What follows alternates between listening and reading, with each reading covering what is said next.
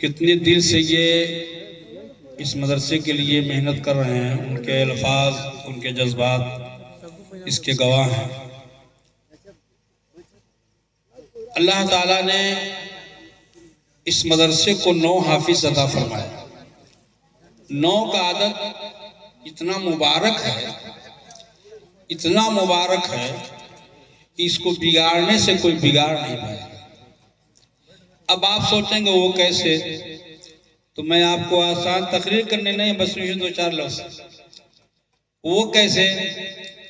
اب تو ٹیبل پڑھایا جاتا، ہم لوگ پہاڑا پڑھتے تھے مدرسوں میں۔ 9 بچے ہیں، 9 کا عدد کی بات پہ کر رہا ہوں۔ 9 کا پہاڑا اگر پڑھیں گے آپ تو شکلیں تو بدل جائیں گے، لیکن 9 رہے گا۔ آپ 9 کا پہاڑا پڑھیے، 9 کے 9، 9 دونا 18 کیسے لکھیں گے آپ؟ 1 اور 8 کتنا ہوا؟ 9 3 کتنا ہوا؟ 2 اور 7 9 ہو گیا۔ 9 چوکے 36 کتنا ہوا؟ 3 اور 6 ہوا 9۔ 9 پچے 45، 4 اور 5 9۔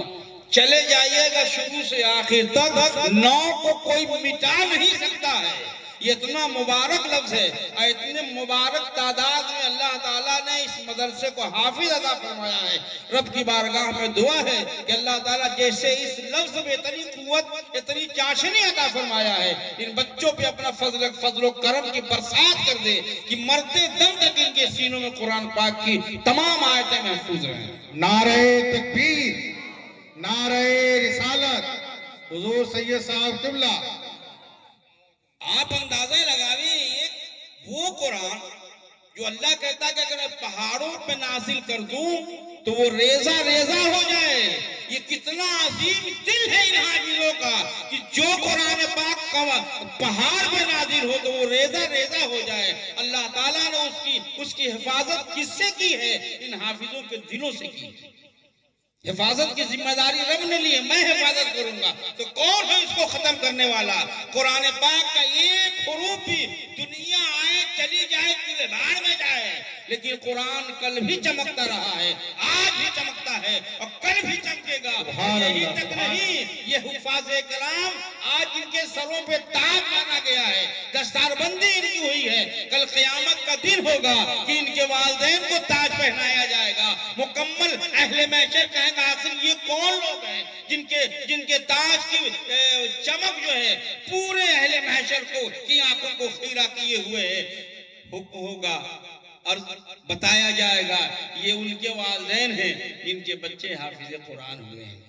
نعرہ تکبیر، نعرہ رسالت، جشن دستار بندی۔ ہم لوگوں نے قرآن پاک کو صرف تیجا چہارم کے لیے استعمال کیا ہے۔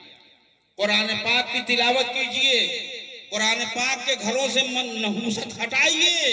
اللہ اکبر، میرے سرکار ارشاد فرماتے ہیں، ارشاد فرماتے ہیں جس نے صبح 10 مرتبہ قل ہو اللہ پڑھ لیا، شیطان پوری اپنی ضروریت کے ساتھ بھی آئے گا کہ بہکا دے تو بہکا نہیں پائے گا جب تک ہم خود نہ بہک جائیں۔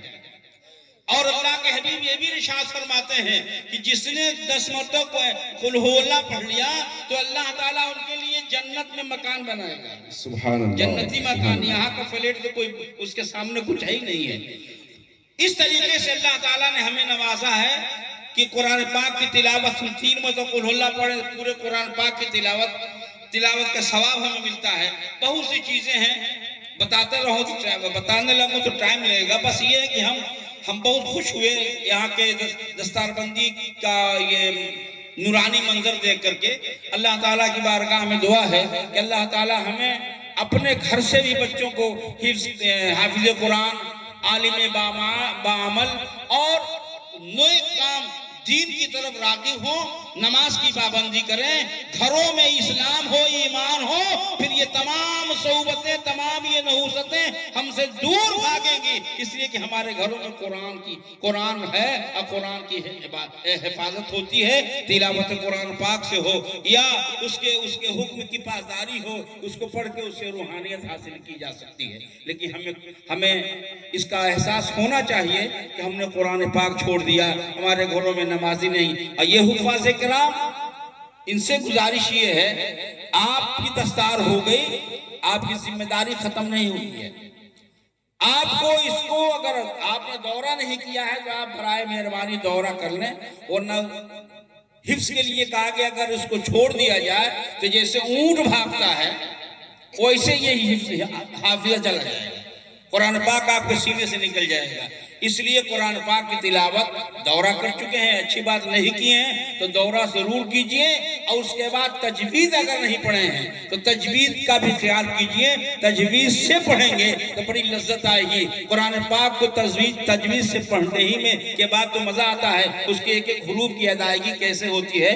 ہمیں امید ہے کہ اس مدرسے میں ہمارے ناظم صاحب نے انتظام کیا ہوگا، اور اگر نہیں ہے تو ایک بڑھیا بہترین قاری کا انتظام کر لیں تاکہ تجوید سے بھی یہ بچے روشناس ہو جائیں، اس سے فیضیاب ہو جائیں۔ آپ بہت ہی مبارکباد کے لائق ہیں، دل کی گہرائیوں سے ہم آپ کو مبارکباد پیش کرتے ہیں۔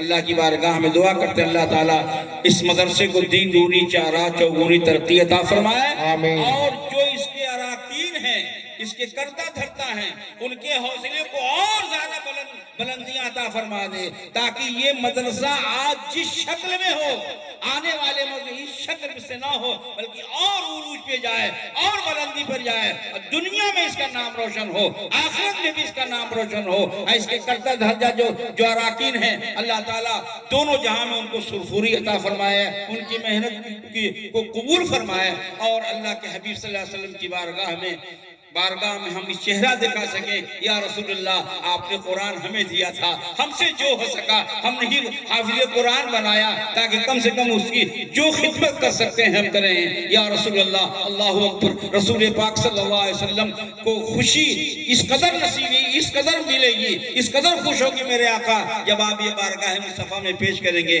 قرآن سرکار آپ نے دیا ہے، ہم نے حافظ بنایا اور اس کی خدمت کی جو ہم سے ہو سکا ہم نے کیا۔ رب کی بارگاہ میں کہیں گے اے رب کعبہ ہم خطاکار سیاکار بدکار ہم کیا کر سکتے ہیں، کس لائق ہم ہیں، لیکن تو نے یہ کام میرے ذمہ دیا، تیری عطا تیرا کرم تیری نوازش رہی ہے کہ ہم سے جو ہو سکا ہم نے کیا ہے، بس تو قبول فرما لے۔ اللہ تعالیٰ جذبات سچے جذبات کو جانتا ہے، اور عقیدت و محبت انما الاعمال بالنیات، عمل کا دار و مدار نیت پہ ہے۔ جس نیت سے آپ یہ کر رہے ہیں وہ سب ثمرہ سامنے ہے انشاءاللہ۔